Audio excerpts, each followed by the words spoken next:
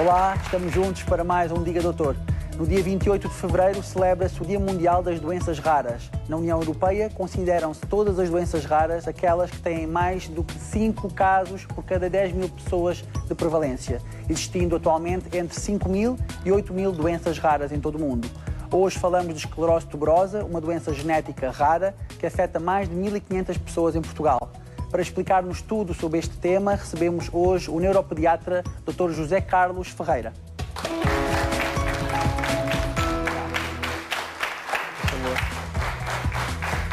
Olá, seja muito bem-vindo a este consultório. Obrigado pela sua presença. Sei que tem dedicado alguns anos da sua prática clínica a esta doença. Como eu gosto sempre de começar pelo princípio, que doença é esta e quem pode afetar? Bom, é uma doença genética, já disse. O que é que isso quer dizer? Quer dizer que não se apanha, não se contagia, quando se nasce já se terá programado para ter a doença. Portanto, ganha-se nos genes. Não é?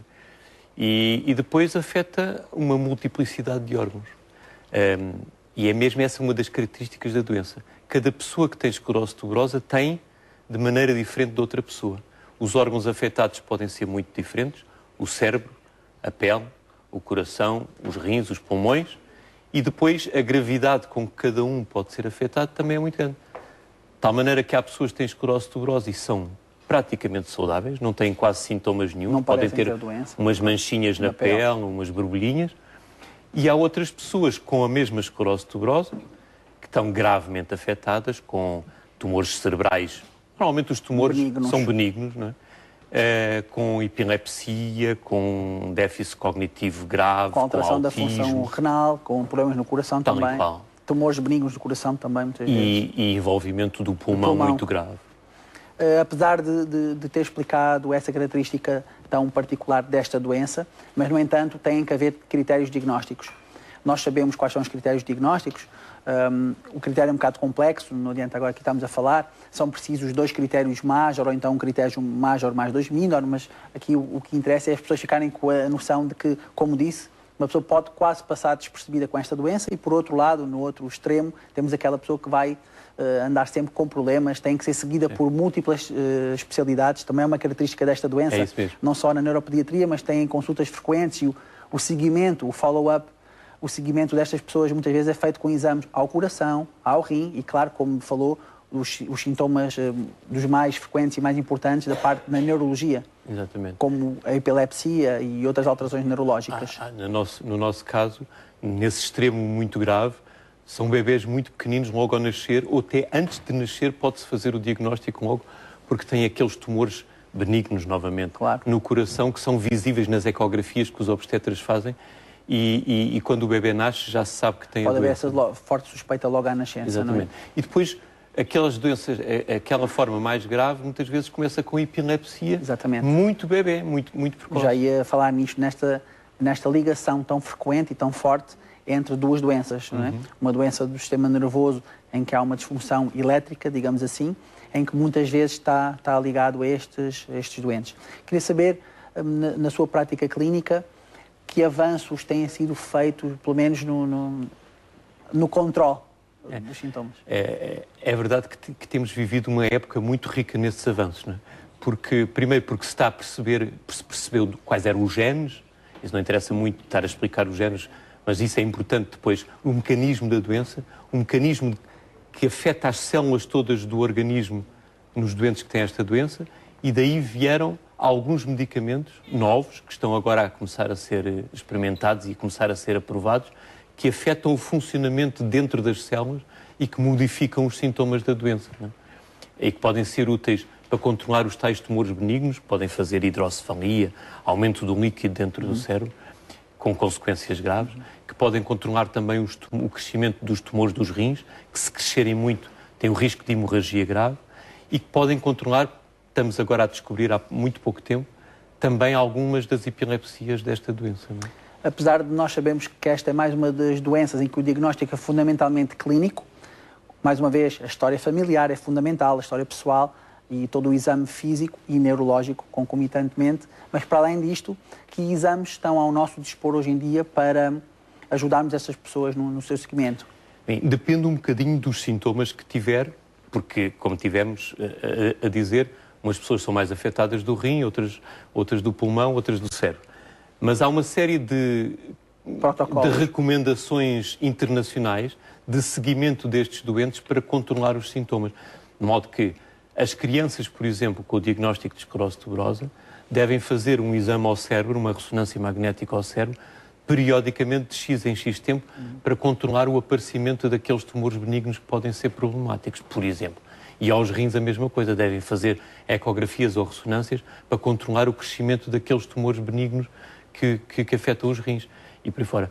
Portanto, exames de imagem, sobretudo, de imagem ao rim, de imagem ao cérebro, de imagem ao pulmão, são os exames mais importantes para mais controlar utilizados. Era isso, de encontro, e apesar de sabermos que pode ser muito vago, mas de facto, para as pessoas terem noção que nesta doença, apesar de ser rara, existem vários protocolos, várias regras que habitualmente quem segue estas pessoas está habituado a seguir, nomeadamente a utilização da ressonância magnética para controlar como é que estão as coisas num dos órgãos mais nobres do nosso corpo.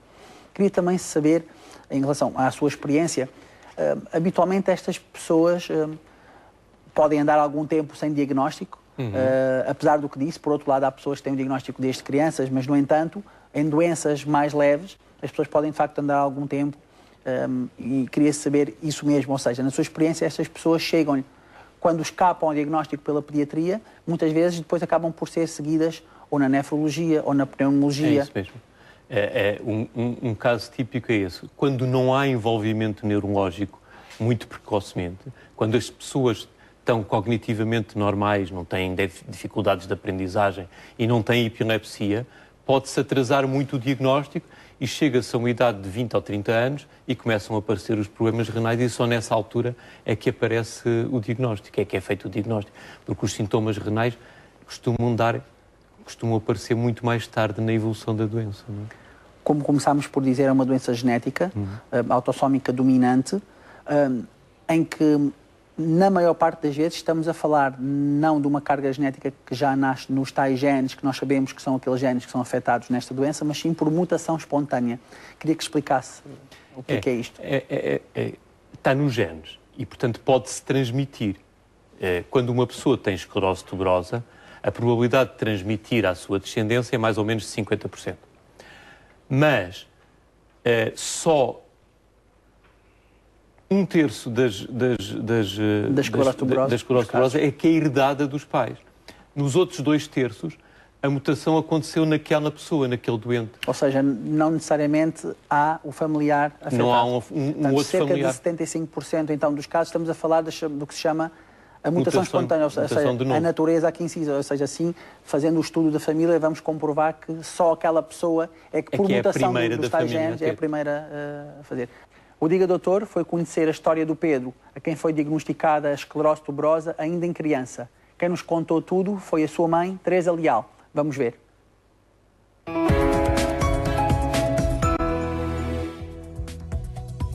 Podia-nos então explicar como é que foi o diagnóstico desta doença rara? O Pedro começou com convulsões mal nasceu. Eu comecei-me a perceber que ele não agia como a irmã mais velha agia, não é? Quando nós o deitávamos, ele fazia isto, e comecei a chamar a atenção do pediatra. E fomos para o pediatra, e o pediatra viu que era convulsões. E a partir daí começamos com os exames, eletrocefalogramas, etc. E foi quando foi diagnosticado pelo Dr. João Proença. E para além do Pedro, não existe mais ninguém na família, nem nos outros filhos, nem em familiares, que tenham este diagnóstico? Não, doença? Nem nunca tinham ouvido falar desta doença. Quais são as repercussões desta doença na vida do Pedro? Neste momento, não é? É os rins dele que temos conseguido manter. Está a fazer agora uma medicação que na Europa já está aprovada desde 2010, em Portugal não está. Ele está a fazer essa medicação e era muito importante haver uma equipa multidisciplinar que acompanhasse estes doentes, porque eles têm uma série de complicações, sim, não é? Pode afetar coração, muitos olhos, dentes, pele, neurologia, rins, cardiologia. Em relação à vida do dia a dia, o Pedro é perfeitamente autónomo nas suas atividades, sozinho? Ele é praticamente autónomo, sim. Ele vai à casa de banho, ele come sozinho, ele veste sozinho, portanto ele praticamente é autónomo, mas... E tem o apoio da família também, que é muito importante. Ele está na escola, onde tem várias atividades. Ele trabalha com cães, ele fazia cavalos, que depois, a partir da altura em que houve o primeiro rebentamento no rim, a hemorragia interna, deixou de fazer, era uma paixão que ele tinha pelos cavalos.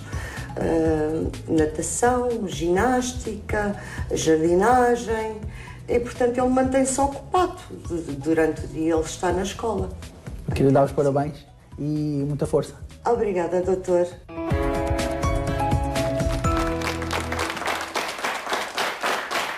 Junta-se agora a nós a Micaela Rosenberg, presidente da Associação de Esclerose Tuberosa em Portugal. Bem-vinda. Queria que nos contasse a sua versão. Porquê que abraçou esta causa?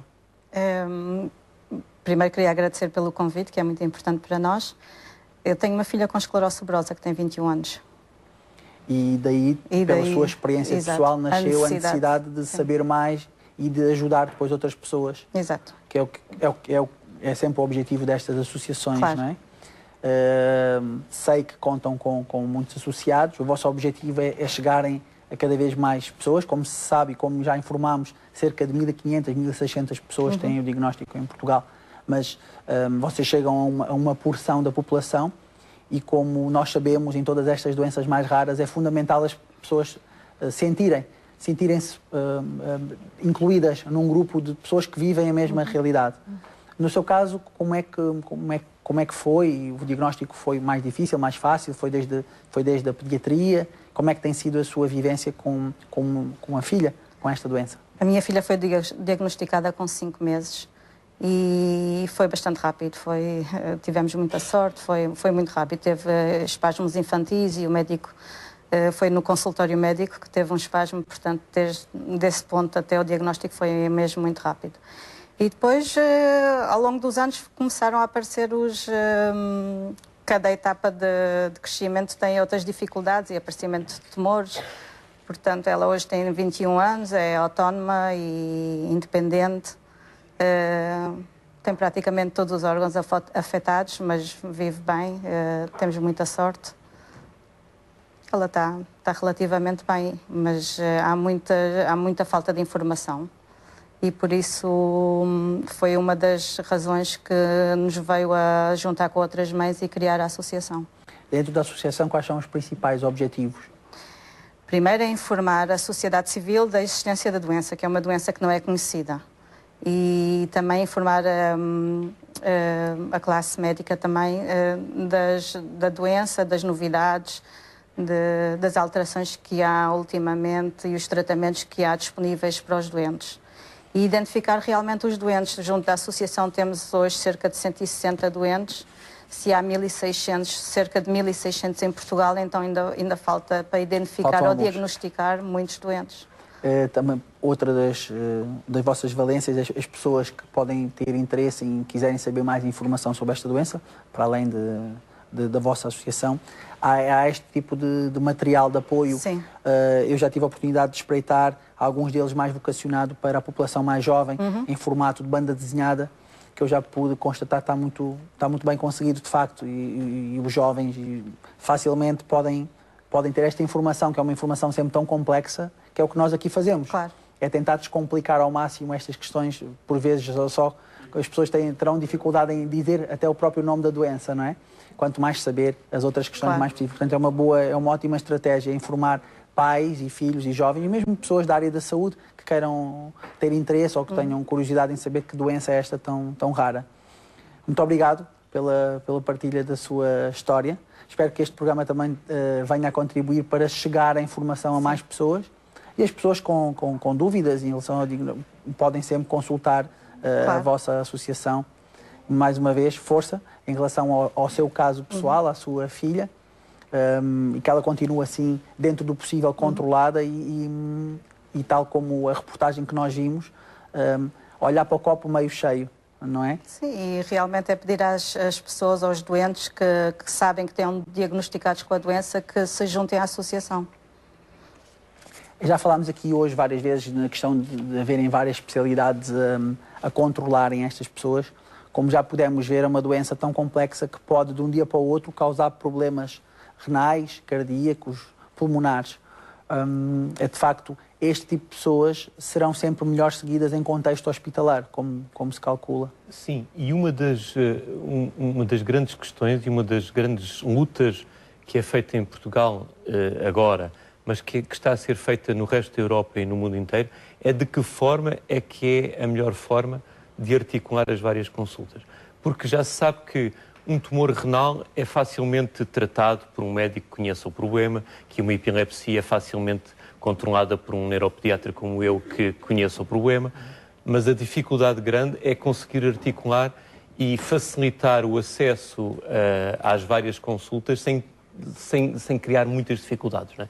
Porque estas famílias acabam por ter uma vida muito difícil, porque têm que ir a uma consulta ali, uma consulta lá, e controlar tudo e partilhar a informação de cada doente pelas várias especialidades é uma tarefa de organização que precisa muito e que merece muito ser feita, não é? Já por si, às vezes, para controlar uma doença crónica, uma que só envolva um órgão, às vezes sabemos que é complexo mesmo para a própria pessoa, mesmo em termos de gestão dos seus tempos, laborais até, muito mais quando a pessoa tem que passar a vida a correr de especialista em especialista, mesmo que seja no mesmo hospital, mas mesmo assim, eu trabalhei em vários hospitais e sei que o sistema nem sempre está tão preparado assim para estas questões.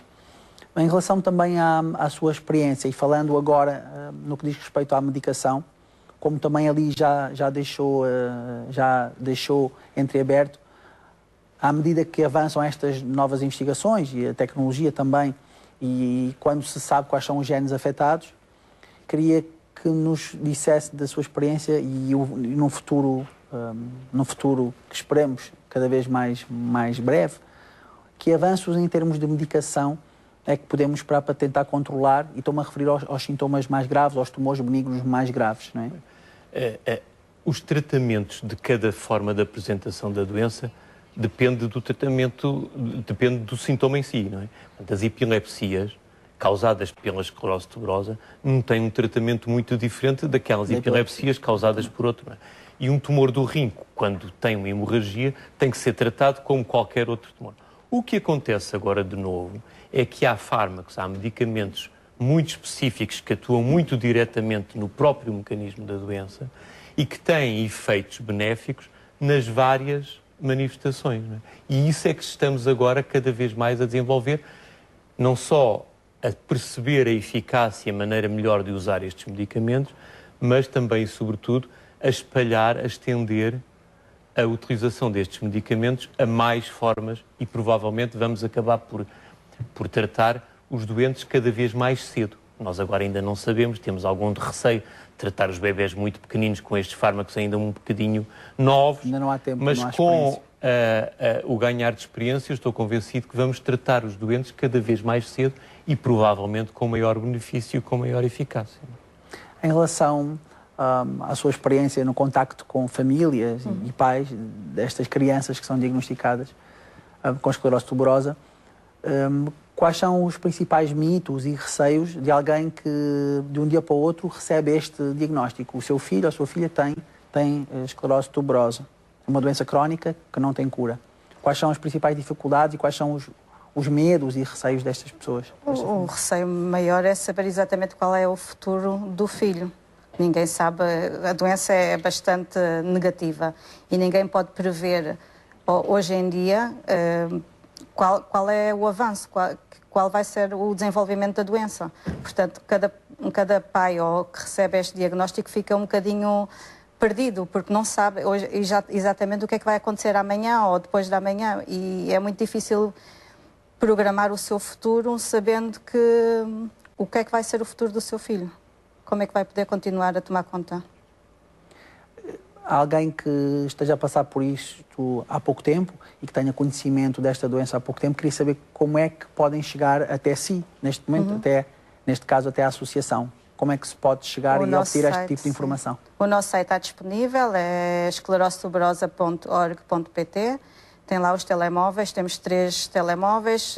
Na associação comigo trabalham mais 2 mães voluntárias, nós as 3 somos voluntários, aparecem lá os nossos telemóveis, diretamente para nós, e é o contacto mais direto.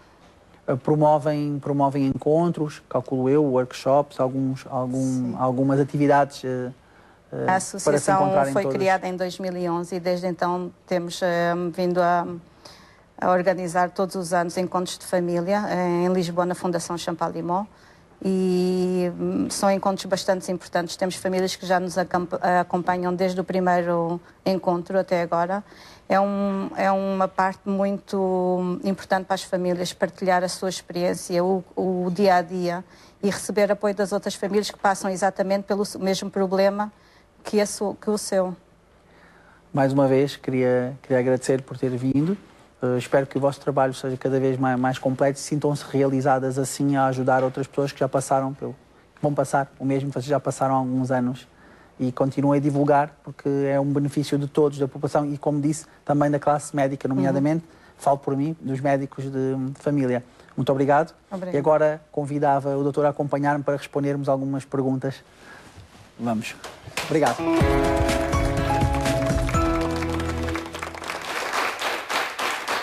O Sérgio Montes pergunta: sofro de esclerose tuberosa e quero saber se recomenda alguma medicina complementar no tratamento. Já respondemos em parte, um bocadinho. A questão é, o facto de ter esclerose tuberosa não implica que todos os tratamentos tenham que ser os mesmos, não é? Depende um bocadinho dos sintomas que tiver.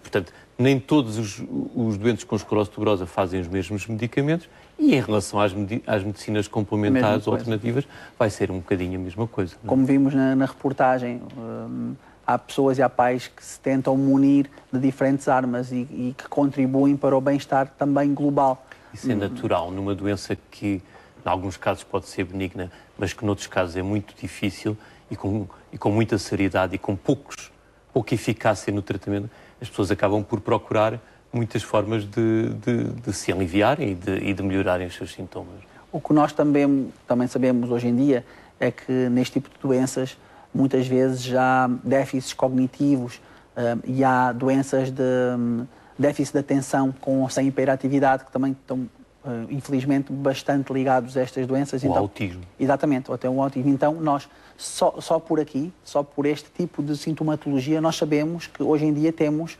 muito tipo de psicoterapias, tipos de atividades extracurriculares e miúdos que pretendem, e jovens que estejam bem integrados nas escolas, mas nós sabemos que hoje em dia há uma panóplia de técnicas específicas que podem dar uns estímulos adicionais a estes jovens. São muito importantes, são tanto ou mais importantes como os medicamentos, não é? Portanto, o treino de certas competências e o treino de certas atitudes para colmatar um bocadinho aqueles déficits que aquelas pessoas têm, isso é muito importante. O jovem, o Pedro, que vimos na nossa reportagem, tem um fascínio e uma paixão por cavalos. Ao conciliar esse tipo de terapia, não é?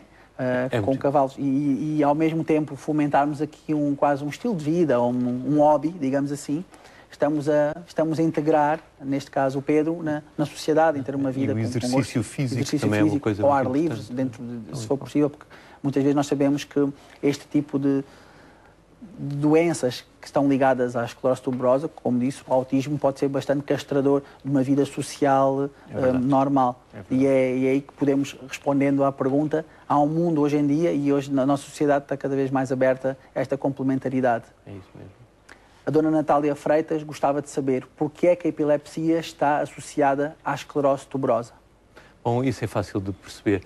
É porque um dos sintomas mais importantes da esclerose tuberosa é o aparecimento de pequenos tumores benignos no cérebro, pequeninas malformações, que podem ser muitas e ocupar muitas partes do cérebro, e esses pequenos tumores benignos é que são a fonte das crises epiléticas. Não é? É daquela parte do cérebro, no tumor e à volta do tumor, que que acontecem aquelas descargas elétricas anormais que depois se traduzem como convulsões ou como crises epiléticas. Não é?